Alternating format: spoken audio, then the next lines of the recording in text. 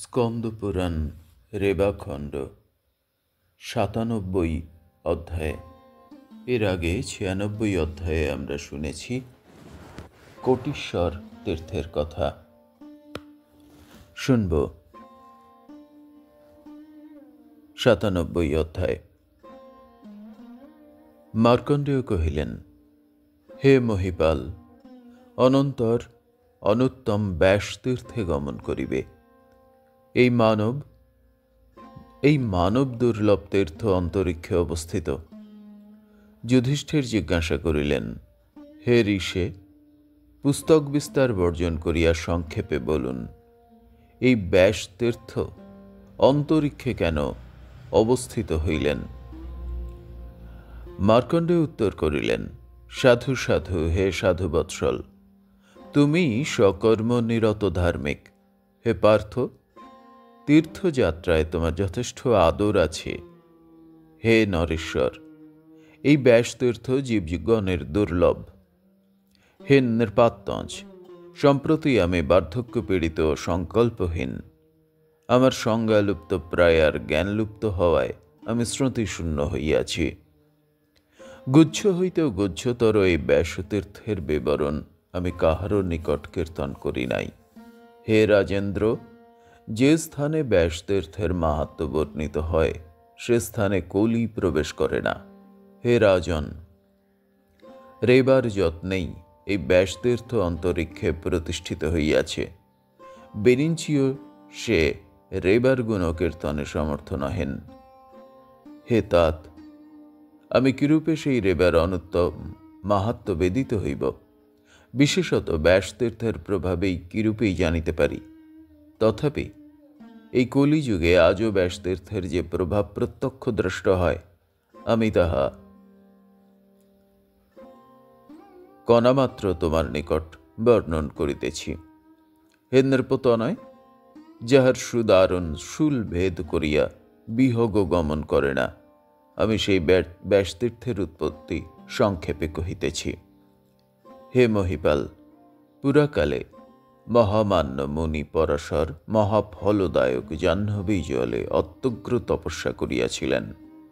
তিনি জাহ্নবী জলে প্রবেশ করিয়া প্রাণায়াম পূর্বক অবস্থান করেন। অনন্তর এইরূপে তাহার ১২ বৎসর অতীত হইলে তিনি জলমধ্য হইতে নিষ্ক্রান্ত হইলেন এবং ভিক্ষার্থ নগরে গমন করিবার জন্য নদী তীরস্থিত তরীর নিকট গমন করিলেন। সেখানে গিয়া তিনি এক বালিকা মনোহরা নারীমূর্তি দর্শন করিলেন। রমণী দর্শনে তাহার হৃদয় মদন পীড়িত হইল। তিনি মধুর বাক্যে তাহাকে কহিলেন, হে মৃগলোচনে, নদীর তীরে তীরে তরী আরোহণে গমন করিয়া আমার মন মথিত করিতেছ তুমি কে? আমাকে পরপারে লইয়া চলো। অনন্তর ঋষিপঙ্গব পরাশর কর্তৃক জিজ্ঞাসিত হইয়া রমণী তাহাকে প্রণাম করিল এবং মুনিকে কামমোহিত জানিতে পারিয়া আত্মপরিচয় ব্যক্ত করিল। কামিনী কহিল, দ্বিজোত্তম, আমি কৈবর্ত কন্যা। আমি ধীবর গৃহে দাসীর কার্য করিয়া থাকি। হে বিভো, আমার প্রভু আমাকে নৌকো রক্ষার্থ আদেশ করিয়াছেন। আমি আমার আত্মপরিচয় আপনাকে সকলই কহিলাম। হে ঋষে, আপনিও অশেষ রূপে সকল বিদিত হইয়া আছেন। অনন্তর ঋষি পরাশর রমণীর পরিচয় পাইয়া ক্ষণকাল ধ্যান করত বক্ষমান বাক্য বলিতে লাগিলেন।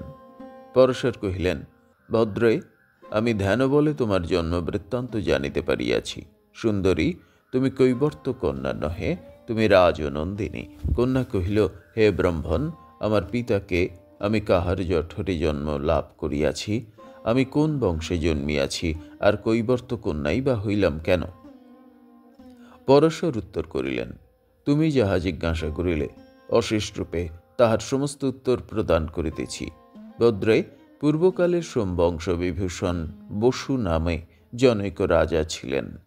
সেই শত্রুভীতিবর্তন নৃপ বসু জম্বুদ্বীপে রাজত্ব করিতেন। তাহার ৭০০ পত্নী ও ১০টি পুত্র ছিল।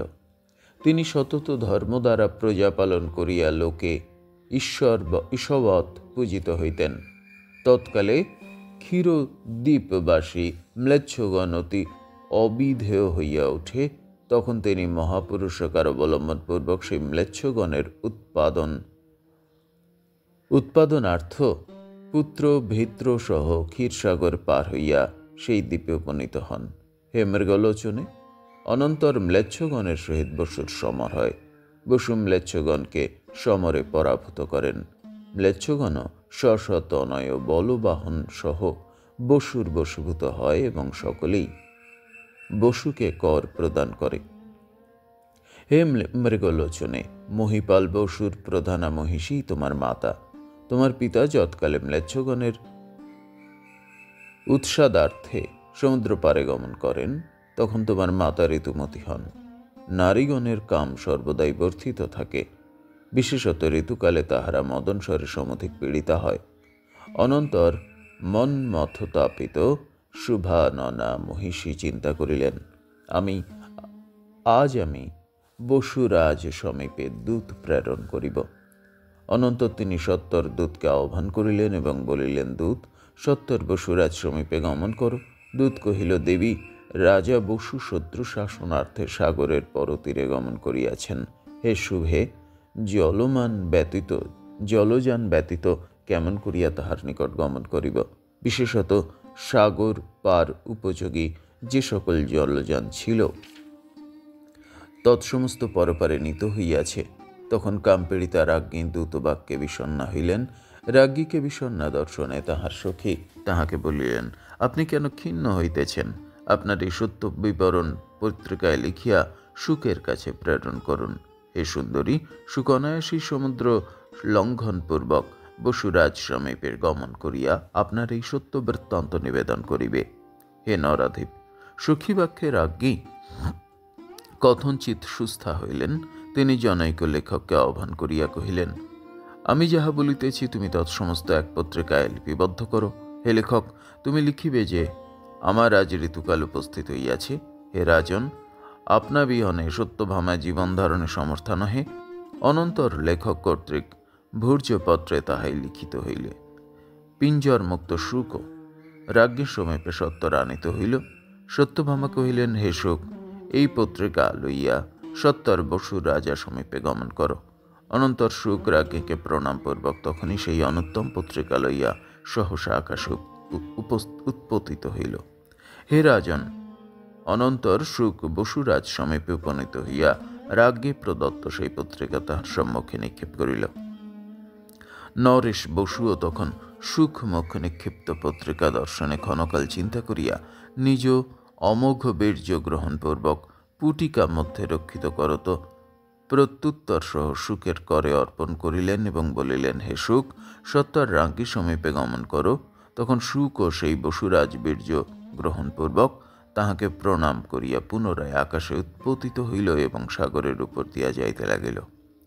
তখন এক সেন সুখ মুখে আমিষ রহিয়াছি জানিতে পারিয়া তাহার পশ্চাৎ প্রধাবিত হইল এবং তাহাকে চঞ্চু প্রহারে আহত করিল। হে ভারত, তখন সুখ মূর্ছিত হইল এবং বীর্য জলধি মধ্যে পড়িয়া গেল।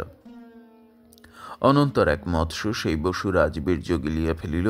হে সুন্দরী, তুমি সেই বসুরাজার বীর্য হইতে মৎস্য উদরে কন্যারূপে জন্মগ্রহণ করিয়াছ। হে উত্তমে, অনন্তর জনৈক লুব্ধ কর্তৃক সেই মৎস্য ধৃত ও স্বগৃহে আনিত হই। তারপর সেই মৎস্যের উদর ভেদ করিয়া লুব্ধক তোমাকে দেখিতে পায়। তুমি মৎস্যদর হইতে বহির্গত হইলে। তোমার মুখমণ্ডল চন্দ্র সদৃশ ও দেহ দ্যুতি দিবাকরের ন্যায় প্রস্ফুরিত হইয়াছিল।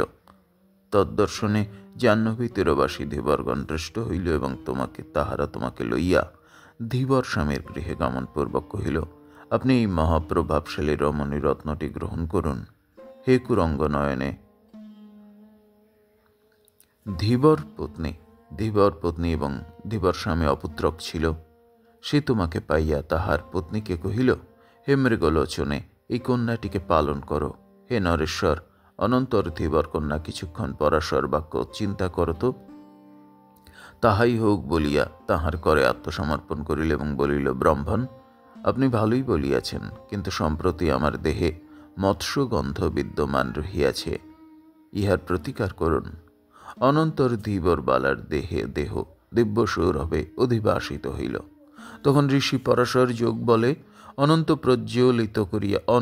অনল প্রজ্বলিত করিয়া প্রেম বশে হুতাসন প্রদক্ষিণ করত সেই ধীবর রমণের পানি গ্রহণ করিলেন। হে ধর্মনন্দন, তখন ঋষি পরাশর কামোৎসুক ছিলেন। এদিকে জলযান মধ্যে কাম স্থানেরও অসদ্ভাব, পরন্তু মহর্ষি পরাশর তখন সেই কন্যার কামাবয়ব সকল স্পর্শ করিতে লাগিলেন। তাহাতে কন্যা ভীত হইল। সে হাসিতে হাসিতে কহিল, দেব, আপনি ধীমান, লোক সমক্ষে এইরূপ পামরোচিত কার্য করিতে আপনার কি লজ্জা হইতেছে না? অনন্তর মুনি মনে মনে ক্ষণকাল চিন্তা করিলেন, হে রাজন, যে তামসী মায়ায় চরাচর পরিব্যাপ্ত হয়, তাহার চিন্তা মাত্রেই সেই তামসী মায়া আসিয়া প্রাদুর্ভূত হইল। ধীবর কন্যা ও ঋষির এই অদ্ভুত কার্য দর্শনে বিস্মিতা হইল। হে রাজন, কৈবর্ত কন্যা তখন নবরাগরঞ্জিতা। এদিকে ঋষি পরাশরও ব্রহ্মচর্য পরিতপ্ত। আর ক্ষণকাল বিলম্ব হইল না, ঋষি স্ত্রী সুখে ক্রীড়া করিতে লাগিলেন। অনন্তর ধীবর কন্যা ক্ষণকাল মধ্যেই ভারে পীড়িতা হইল এবং সে সদ্যই জটা মণ্ডিত দণ্ডধারী কমণ্ডলুধর শান্ত মেখলাকটি ভূষিতা স্কন্দে উত্তরীয় যুক্ত বিষ্ণুমায় বিবর্জিত এক সুন্দর বালক প্রসব করিল। হে পার্থ, তথাপি ধীবর কন্যার ভয় দূর হইল না। সে সেই কলভাসী শিশুকে দর্শন করিয়া কম্পিত হৃদয়ে ঋষি পরাশরের শরণাপন্ন হইল এবং বলিল, হে মনীশ্বর পরাশর, রক্ষা করুন, রক্ষা করুন। হে মহামতে, এ কি অদ্ভুত! সদ্য প্রসূত শিশুকে উত্তম কৌপিন ও মেখলাধারী দণ্ডহস্ত জটাজুট ও উত্তরীয় বিভূষিত দর্শনে আমি ভীত ও বিস্মিত হইয়াছি। পরাশর উত্তর করিলেন, ভয় করিও না। তোমার তনয় জন্মিলেও তুমি কুমারীই থাকিবে। তোমার দুইটি নাম হইবে, একটি যোজনগন্ধা ও অপরটি সত্যবতী। রাজা শান্তনু তোমার স্বামী হইবেন। তুমি তাহার প্রথমা মহিষী হইয়া সোমবংশ বিভূষিত করিবে। হে শুভে, এক্ষণে তুমি তোমার পূর্বরূপ প্রাপ্ত হইয়া স্বগৃহে গমন করো। আমার জ্ঞানবল দর্শন করিলে তো আর এ বিষয়ে বিষণ্ণ হইও না। ঋষি পরাশর এই বলিয়া চলিয়া গেলেন। সত্যবতী তনয় জননী সমীপে উপনীত হইয়া বিনয় ও ভক্তি সহকারে সাষ্টাঙ্গে প্রণামপূর্বক কহিতে লাগিলেন। বালক কহিলেন, মাতা, আমার প্রতি প্রসন্ন হইয়া আমার বাক্যে ক্ষমা করুন। জননী, আমি ঈশ্বর আরাধনে যত্ন করিব। মাতা তনয় বাক্যে বিষণ্ণ হইয়া উত্তর করিলেন। যোজনগন্ধা কহিলেন, বৎস, আমি তোমার নিরপরাধা জননী, আমাকে আজ ত্যাগ করিয়া গমন করিও না। হে পুত্র, তোমার বিরহে আমার মৃত্যু নিশ্চিত। দেখো, পুত্রের সমান স্নেহ নাই, ভ্রাতার তুল্য কুল নাই, সত্য সম ধর্ম নাই এবং অনৃত্যের তুল্য পাতক নাই। আমি বাল্য বয়সে তোমাকে তনয় লাভ করিয়াছি। তুমি আমার একমাত্র আশ্রয়। আমার স্বামী নাই, অন্য তনয় নাই। তুমি একবার আমার এই কর্ম বিড়ম্বনা অবলোকন করো। ব্যাস বলিলেন, আপনি হৃদয়ের দুঃখ ত্যাগ করুন। হে দেবী, আমি সত্যিই বলিতেছি, আপৎকাল উপস্থিত হইলে আমাকে স্মরণ করিবেন। আমি দেখা দিয়া আপনার কার্যাদি করিব। আমার এই দুরুক্তি ক্ষমা করুন। আমি নিশ্চিতই আপনাকে আপদ হইতে উদ্ধার করিব। ব্যাস এই বলিয়া প্রস্থান করিলেন। ব্যাসমাতা সত্যবতী ও স্বগৃহে উপনীত হইলেন। অনন্তর পরাশর তনায় ব্যাস বিষণ্ণ হইয়া বনমধ্যে প্রবেশ করিলেন। হে নরেশ্বর, এই ঘটনা ত্রেতা যুগের অবসানে ও দাপরের আদিতে সংগঠিত হইয়াছিল। এই সময় শত্রু প্রমুখ সুরগণ ব্যাসের আবির্ভাব জন্য চিন্তিত হইয়াছিলেন। ইত্যবসরে দেবর্ষি নারদ গিয়া দেবগণ সমীপে সংবাদ প্রদান করিলেন যে কৈবর্ত কন্যার গর্ভে ঋষি পরাশরের ঔরসে জনৈক জ্ঞানী তনয় জাহ্নবীতীরে জন্মগ্রহণ করিয়াছেন।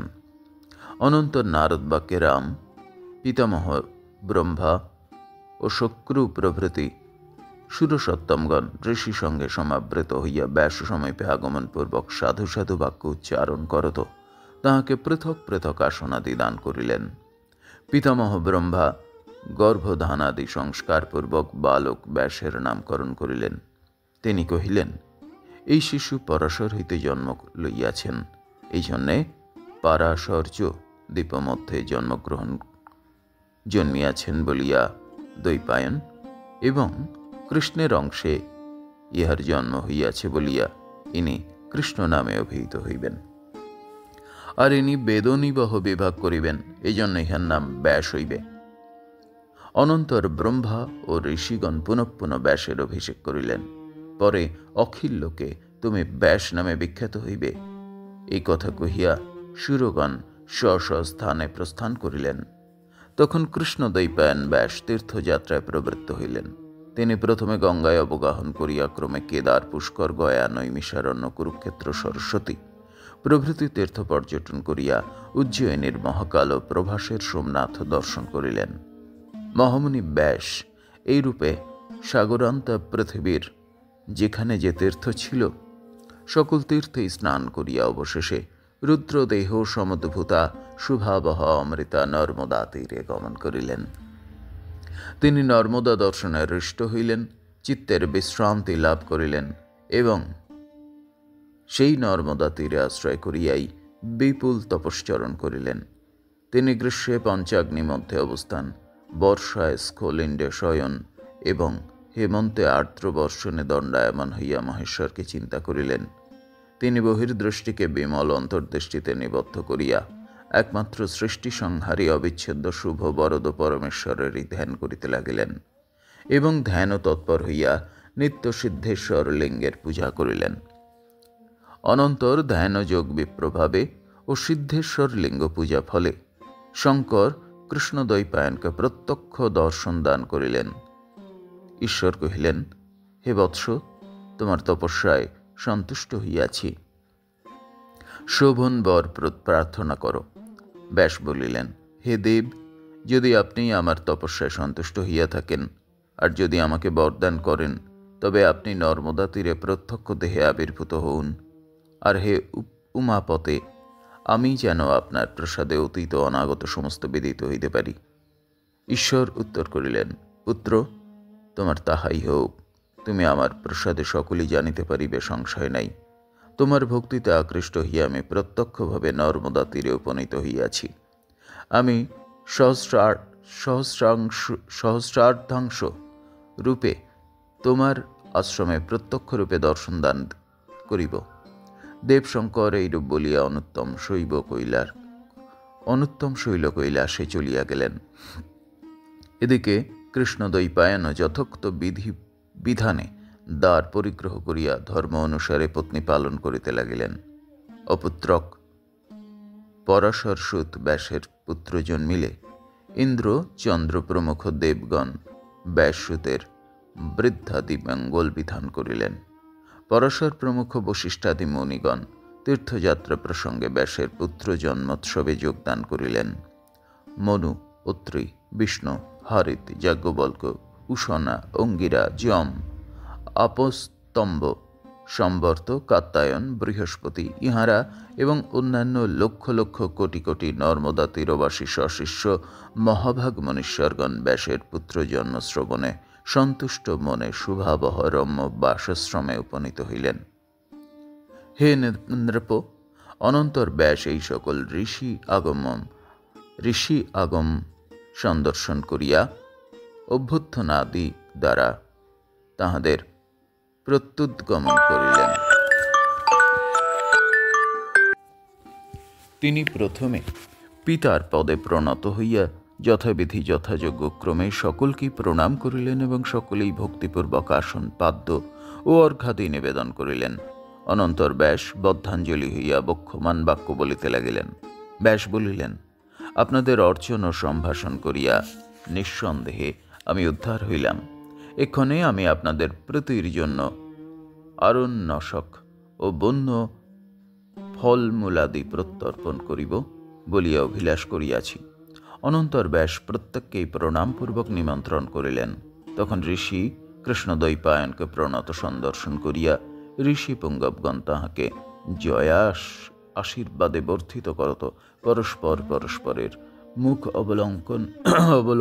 অবলোকন করিতে লাগিলেন এবং সকলেই একযোগে ঋষি পরাশরের প্রতি দৃষ্টি নিক্ষেপ করিলেন এবং বলিলেন, হে তাত, কৃষ্ণদ্বৈপায়নের বাক্যে উত্তর করুন। অনন্তর ঋষিগণ কর্তৃক এইরূপ কথিত হইয়া ভগবান পরাশর আত্মজের প্রতি সেই সকল ঋষির কর্তব্য ব্যক্ত করিয়া বলিতে লাগিলেন। পরাশর কহিলেন, ইহারা শ্রাদ্ধাগ্ন গ্রহণ করেন না। বিশেষত এই সকল ঋষি ব্রতভঙ্গ ভয়ে নর্মদার দক্ষিণ কূলে অন্ন প্রতিগ্রহ করিতে অভিলাষী নহেন। ব্যাস কহিলেন, আমি যতক্ষণ নর্মদা নদীকে প্রসন্ন করিয়া উত্তম বিধির অনুষ্ঠানপূর্বক আপনাদের অনুকূল বাক্য প্রতিপালন করি, ততকাল আপনারা এই স্থানে অবস্থান করুন। আমি ক্ষণকাল মধ্যেই আপনাদের আদেশ প্রতিপালন করিব। হে নরেশ, অনন্তর ব্যাস এইরূপ কহিয়া বিশুদ্ধ হৃদয়ে নর্মদা তীর আশ্রয়পূর্বক সহসা যে স্তোত্র গীতি কহিয়াছিলেন তাহা বিদিত হও। ব্যাস বলিলেন, হে দেবী, আপনাকে নমস্কার। হে ভগবতী, আপনি কলুষ নাশ ও বিপুল ফল দান করিয়া থাকেন, আপনার জয় হোক। আপনাকে নমস্কার।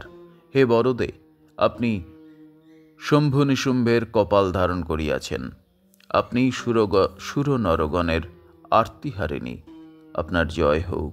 আপনাকে নমস্কার। আপনি শশী ও সূর্যকে নেত্ররূপে ধারণ করিয়াছেন, আপনার অনুত্তম বক্রে হুতাসন শোভা হইতেছে। ভৈরবের বিকট দেহ আপনার দেহে বিলীন হয়, আপনি অন্ধকার আসুরের শোণিত শোষণ করিয়াছেন, আপনার জয় হোক, জয় হোক, জয় হোক। হে মহিষমর্দিনী, আপনার করে শূল বিরাজিত, আপনি অখিল লোকের পাপ হরণ করেন। হে দেবী, পিতামহ রাম, ভাস্কর ও শক্রু আপনার পাদপদ্মে প্রণত হন। দেবী, আপনি জয়যুক্ত হন। আপনি ষড়াননের সায়ক, শক্তি শম্ভু ঈশো আপনাকে প্রণাম করে। আপনি সাগরগামিনী, আপনি অখিল লোকের সুখ দারিদ্র হরণ করেন। পুত্র কলত্রগণ আপনা হইতে বৃদ্ধিপ্রাপ্ত হয়, আপনার জয় হোক, হোক, হোক।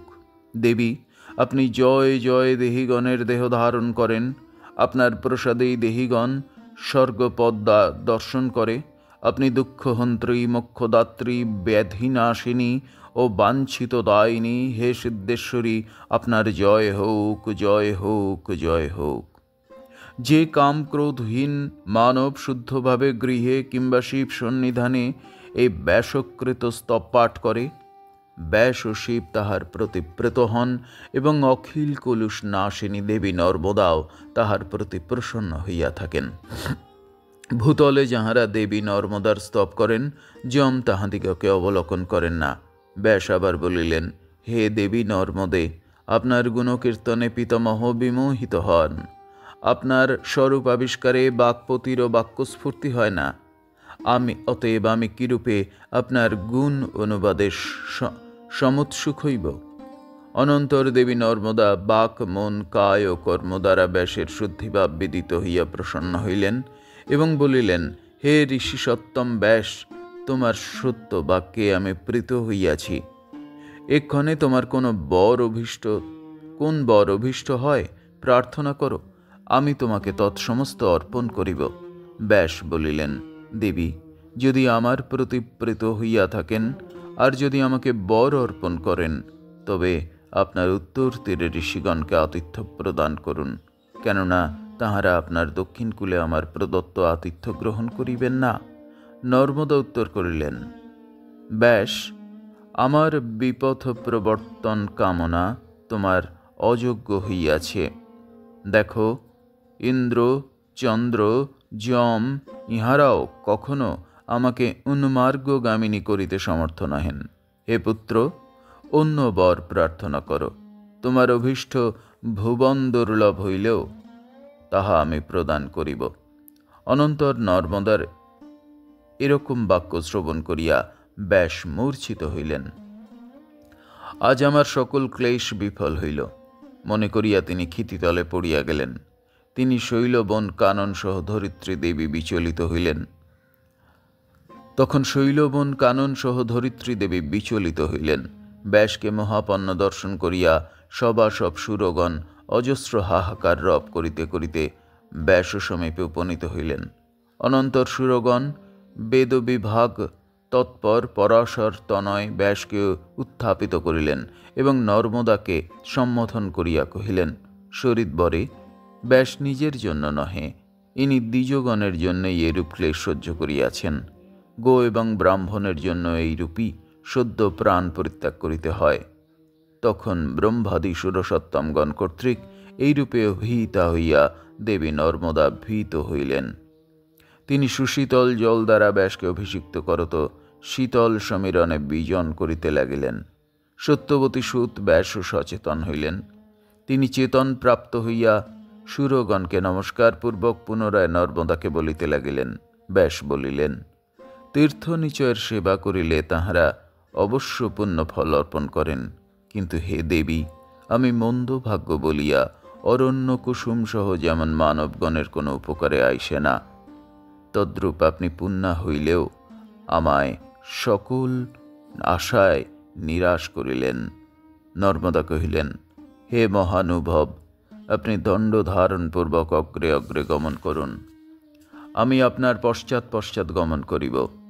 আজ হইতে আপনি আমাকে ক্ষিতিতলে বিন্দগিরির যে যে স্থানে লইয়া যাইবেন, আমি আপনার প্রদিষ্ট পথ অনুসরণপূর্বক সেই সেই স্থানেই গমন করিব। নর্মদা এইরূপ কহিলে সত্যবতী নন্দন মহত্তেজা ব্যাস স্বীয় আশ্রমের দক্ষিণ দিকে সরিদবরা নর্মদাকে বাহিত করিলেন। তিনি করে দণ্ড ধারণপূর্বক এক একটি ভীষণ হুঙ্কার করিতে লাগিলেন। রুদ্রনন্দিনী দেবী নর্মদাও তাহার হুঙ্কার রবে ভীতা হইয়া তাহার আদিষ্ট পথের অনুসরণ করিলেন। ব্যাস দণ্ড দ্বারা যে যে স্থান প্রদর্শন করিলেন, নর্মদাও সেই সেই স্থানে প্রবাহিত হইলেন। অনন্তর ব্যাস প্রমুখ সুরগণ ব্যাসের আদিষ্ট পথে নর্মদাকে গমন করিতে দেখিয়া হৃষ্টান্তকরণে কিঙ্করগণ সহ পুষ্পবৃষ্টি করিলেন। পরাশর প্রমুখ ঋষিগণের বদন প্রসন্ন হইল। তাহারা সকলেই এক বাক্যে বলিয়া উঠিলেন, পুত্র, তোমার কার্য দর্শনে আমরা তোমার প্রতি অনুরক্ত হইয়াছি। এক্ষণে তোমার কোন প্রিয় কার্য করিব? ব্যাস বলিলেন, মানবগণ যে বিপুল তপস্যা ও মহাফলজনক দান করেন, সে সকল সাধুগণের সুখাবহ হইয়া থাকে।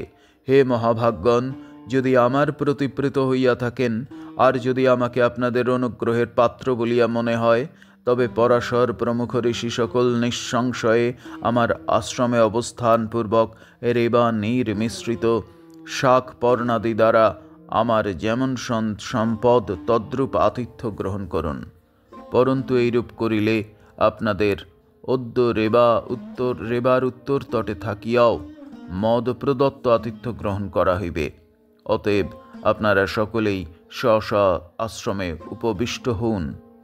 মার্কণ্ডেয় কহিলেন, অনন্তর গৌতম, ভৃগু, মাণ্ডব্য, নারদ, লোমশ, পরাশর, শঙ্খ, কৌশিক, চবন, পিপ্পলাদ, বশিষ্ঠ, মহাতপা, নচিকেতা, বিশ্বামিত্র, অগস্ত্য, উদ্দালক, যম, শাণ্ডিল্য, জৈমিনী, কন্ন, যাজ্ঞবল্ক, উষণা, অঙ্গিরা, শ্বেতাতপ, দধীচি, কপিল, গালব, জৈগীষব্য, দক্ষ, ভরত, মুদ্গল, বাৎসায়ন, মহাত্তেজা, সংবর্ত, শক্তি, জাতুকর্ণ, ভরদ্বাজ, বালখিল্য, অক্রূর প্রভৃতি ও অন্যান্য সহস্র সহস্র দ্বিজ সত্তম ঋষি স্নান তর্পণ নিত্য সন্ধ্যা বন্দনাদি সমাপনপূর্বক ব্যাসকুণ্ড সমীপে গমন করিয়া হোম করিলেন।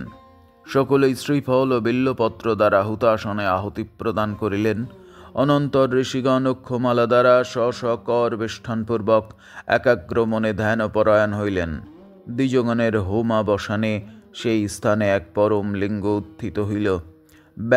ব্যাস ব্যাধিনাশন মোক্ষদচ্ছেদ অচ্ছেদ্য এই পরম লিঙ্গ দর্শনে সন্তুষ্ট হইলেন।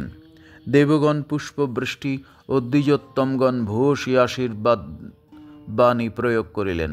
অনন্তর ব্যাসদেব ত্রিলোচনকে অবলোকন করিয়া সাষ্টাঙ্গে প্রণত হইলেন এবং শাক, মূল ও ফল দ্বারা দ্বিজগণকে ভোজন করাইলেন।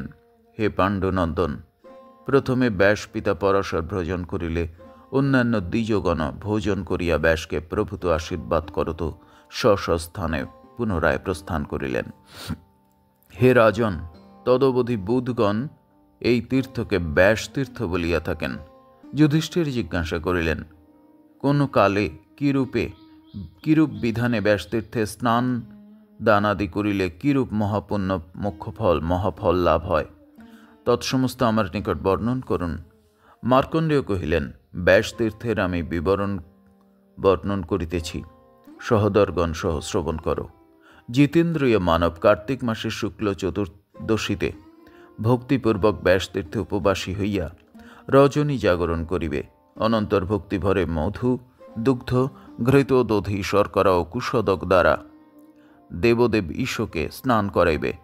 তাৎপর সুগন্ধ শর্করা দ্বারা মহেশের শরীর অবগুণ্ঠিত করিয়া সুগন্ধি কুসুম ও বিল্লপত্র দ্বারা তাহার পূজা করিবে। মুচকুন্দ, কুন্দ, কুশ জাতি, উন্মত্ত পুষ্প, মুনিপুষ্প ও অন্যান্য ঋতুজাত পুষ্প দ্বারা পরম ভক্তি সহকারে অনুত্তম দীপেশ্বর শঙ্করের পূজা কর্তব্য। ইক্ষু গরুদানে পরম সন্তুষ্ট হন। ইক্ষু গরুদানে দিনার্জিত পাপ বিনষ্ট হয়। এইরূপ অষ্টোত্তর শত গরুদানে মাস সঞ্চিত পাপ, সহস্র গরুদানে ষান্মাসিক পাপ, দ্বিসহস্র গরুদানে আব্দিক পাপ ও অযুত ইক্ষু গরুদানে আজন্মজনিত পাপ পুণ্য বিনষ্ট হয়। 2 অযুত ইক্ষু গরু দান করিলে ব্যাধিনাশ, 3 অযুতে ধনাগম, ষড়গুণ গরুদানে বাগ্মিতা আর তাহারও 3 গুণ গরুদানে মানব সিদ্ধি প্রাপ্ত হয় এবং 10 লক্ষ ইক্ষাডুদানে মানবের রুদ্রত্ব লাভ হইয়া থাকে, সন্দেহ নাই। হে নৃপসত্তম, অনন্তর পূর্ণিমা দিনে যথোক্ত মন্ত্রে ভক্তিপূর্বক স্নান করিবে। স্নানবিধি বহুবিধ কথিত হয়, তন্মধ্যে মন্ত্র, বারুণ, আগ্নেয় ও ব্রাহ্মণ এই সকল স্নানই সর্বপাপক্ষয়কর ও অক্ষয় পুণ্যজনক জানিবে। অনন্তর যথাবিধি দেব, পিতৃ ও মানব তর্পণ করিবে। এই তীর্থে ঋগ মন্ত্রে ঋগ্বেদ ফল, সাম মন্ত্রে সমুদয় সামবেদ ফল এবং যজুর মন্ত্র জপে মানবের অখিল যজুর্বেদ ফল লাভ হয়। আর একমাত্র গায়ত্রী জপে ঋগাদি সমগ্র বেদের ফল লাভ হইয়া থাকে। অনন্তর ওঙ্কার, শৈব ও সৌর মন্ত্র জপ করিবে কিংবা দ্বাদশাক্ষর বৈষ্ণব মন্ত্র জপ কর্তব্য। তারপর সর্বলক্ষণ সম্পন্ন দ্বিজগণের পূজা করিবে, যাহারা সদার নিরত, যাহাদের লেশমাত্র দম্ভলোভ নাই, তাদৃশ দ্বিজগণের পূজা করিতে হয়। যাহারা বিভিন্ন বৃত্তিপরায়ণ, পাপ পতিত, শূদ্রসেবী, শূদ্রী সমাসক্ত, যাহাদের মন্দিরে বৃষলি বিচরণ করে, যাহারা পরোক্ষবাদী, দুষ্ট, গুরুনিন্দাপরায়ণ, বেদে দেশ করাই যাহাদের স্বভাব, এবং যাহারা হেতুবাদী ও বকধর্মী, দান, ব্রত, শাস্ত্রে, শ্রাদ্ধে ঈদৃশ দ্বিজগণ বর্জনীয়। বরঞ্চ গায়ত্রী মন্ত্রের উপাসনাকারী সুযন্ত্রিত দ্বিজ শ্রেষ্ঠ, কিন্তু কুযন্ত্রী, সর্বভূক ও সর্ববিক্রয়ী চতুর্বেদী দ্বিজ শ্রেষ্ঠ নহে, যাহাদের গায়ত্রী মাত্র সার অবলম্বন, অথচ যাহারা সুযন্ত্রী তাদৃশ দ্বিজগণকেই অন্ন ও হিরণ্যাদি দানপূর্বক পূজা করা কর্তব্য। যে মানব ভক্তিপূর্বক দ্বিজকে শয্যা, পাদুকা, বস্ত্র ও অনুত্তম ছত্র দান করে, সে স্বর্গে পূজিত হয়। এই তীর্থে প্রত্যক্ষ সুরভি কিংবা জলধেনু, ঘৃতধেনু, তিলধেনু অথবা মহিষী দান করিবে। যে ব্যক্তি এই তীর্থে কৃষ্ণাজিন, তিল, ঘৃত, কন্যা ও পুস্তক দান করে, তাহার অক্ষয় লোক লাভ হয়। আমি সত্যই কহিতেছি, স্বর্গকামী মানব এখানে ধান্যাদি উপকরণ দ্বারা বৃষযুগলের ক্ষুরনিকর অলঙ্কৃত করিয়া দান করিবে। যে মানব সূত্র দ্বারা পরম ভক্তি সহকারে মন্দির কিংবা পরমেশকে বেষ্টন করে, তাহার দ্বীপ কিংবা শুভাবহ সমস্ত জগতের বেষ্টন করা হয়। হে ভারত, যে মানব ভক্তিপূর্বক যথাবিধি মন্দির কিংবা পরমেশ লিঙ্গ প্রদক্ষিণ করে, হে নৃপ, তাহার জম্বু, লক্ষ, শালমলি, কুশ, ক্রৌঞ্চ, কাশ, পুষ্কর এই সপ্ত দ্বীপ ও লবণেক্ষু প্রভৃতি সপ্ত সাগর বেষ্টিতা বসুন্ধরার প্রদক্ষিণ করা হয়। হে মহারাজ, দীপেশ্বর তীর্থে বৃষ উৎসর্গ কর্তব্য। এই তীর্থে অরুণবর্গ বৃষ উৎসর্গ করিয়া মানব মহেশলোক লাভ করে। যে বৃষের বক্র ললাট ও পাদচতুষ্টয় পাণ্ডুর এবং যাহার লাঙ্গুল শুভ্র, তাদৃশ বৃষই মানুষের স্বর্গ প্রদর্শক হয়। যাহার পূর্বোক্ত লক্ষণ সকল বিদ্যমান, তাহাকে নীল বৃষ কহে। হে ভারত, এইরূপ নীল বৃষ দানে দাতার বৃষরম সংখ্যক বৎসর স্বর্গে বাস হয়। হে রাজন, ব্যাসতীর্থসেবী মানব তীর্থপ্রভাবে যথাক্রমে সৌর, শঙ্কর, ব্রাহ্ম ও বৈষ্ণবলোকে অভিলাষ অনুসারে ভোগ করিয়া থাকে। অনন্তর ভক্তিপূর্বক দ্বিজ দম্পতির পূজা করিয়া দ্বিজকে শুভ্র ও তৎপত্তিকে লোহিত বর্ণ বস্ত্র দান করত তাহাদিগকে প্রদক্ষিণপূর্বক কহিবে, জগৎগুরু আমার প্রতি প্রীত হন। কি ইহ কি পর কোন স্থানে দ্বিজতুল্য বন্ধু নাই। মহাঘোর যমলোক পতিত মানবকে দ্বিজই রক্ষা করিয়া থাকেন। অতএব ইনি হাস্যজ্ঞ বিষ্ণুভক্ত জিতেন্দ্রীয় বিশেষত সামবেদী দ্বিজকে পরম ভক্তিপূর্বক পূজা করিবে। যাহারা গৃহে থাকিয়াও ভক্তিপূর্বক দীপেশ্বরের স্মরণ করে, তাহাদের কদাচ শোক, হানি ও পাপ সঞ্চয় হয় না। তারপর প্রথমেই সিদ্ধেশ্বর লিঙ্গের পূজা করিবে। সত্যবতী সুত মহাবাগ ব্যাস এই সিদ্ধেশ্বর লিঙ্গ সমীপে সিদ্ধ হইয়াছিলেন। ইহারই পূজা করিয়া মহামতি ধরা সর্প সিদ্ধিলাভ করিয়াছিলেন। হে রাজন, যে মানব এই তীর্থে তনুত্যাগ করে, সে সূর্যলোক ভেদ করিয়া শিব সন্নিধানে গমন করিয়া থাকে।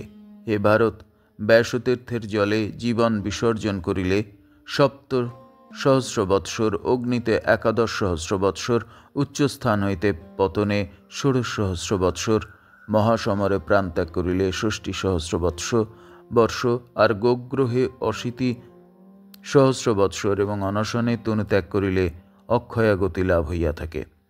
সেই যখন সূক্ষ্ম বায়বীয় দেহ ধারণপূর্বক স্বর্গ গমন করে, তখন তাহার পিতা, পিতামহ ও প্রপিতামহ সৎসুক নেত্রে তাহাকে নিরীক্ষণ করেন। তাহারা এইরূপ জল্পনা করেন যে আমাদের গোত্রে এমন তনয় কে আছে যে কার্তিক পূর্ণিমায়, বিশেষত বৈশাখ পূর্ণিমায় ব্যাসতীর্থে তিলদক দান করিবে। আমরা এই ব্যাসতীর্থের পুণ্য প্রভাবে স্বর্গে গমন করিব। হে নৃপ, এই তোমার নিকট অনুত্তম দীপেশ্বর তীর্থের সমস্ত প্রভাবী বর্ণন করিলাম। যে মানব তদ্গত হইয়া পরম ভক্তি সহকারে এই দীপেশ্বর তীর্থের মাহাত্ম্য পাঠ ও শ্রবণ করে, সেও পাপ বিমুক্ত হইয়া শিব মন্দিরে মুদিত হয়।